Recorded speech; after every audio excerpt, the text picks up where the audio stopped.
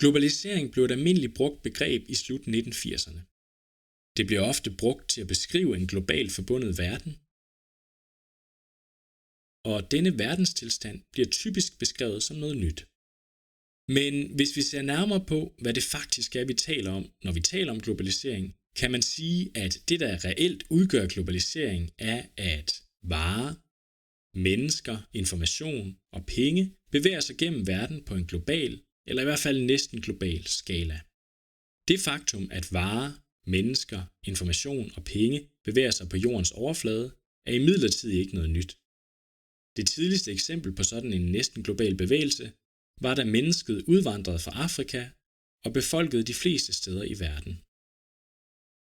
De forhold, under hvilke de her bevægelser finder sted, har dog ændret sig i takt med den teknologiske udvikling, hvad enten vi taler om opfindelser som sejlads, trykkekunst, jernbaner, biler, fly, telefoner eller internettet.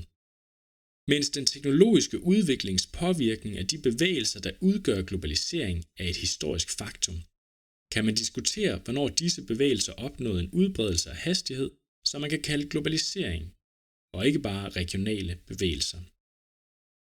Den kendte sociolog og globaliseringsforsker Roland Robertson har argumenteret for, at tiden fra år 1880 til 1925 er den vigtigste opstartsperiode for globalisering, fordi der i denne periode skete en konkret strukturering af hele verden.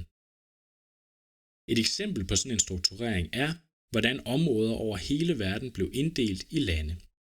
Robertsons argument understøtter en almindelig antagelse, nemlig at globalisering er en relativt ny situation, som vi må overkomme for at nå frem til en ny verdensorden, hvor verden er samlet.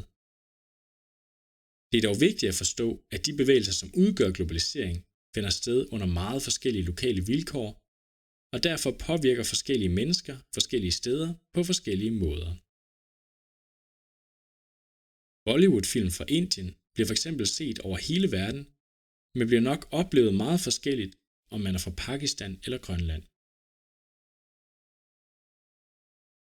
Hvis vi holder fast i de bevægelser af varer, mennesker, information og penge, som udgør globalisering, kan vi altså konkludere, at selve typen af bevægelser kan dateres tilbage til starten af menneskets historie, men at de forhold, under hvilke bevægelserne finder sted, konstant forandres.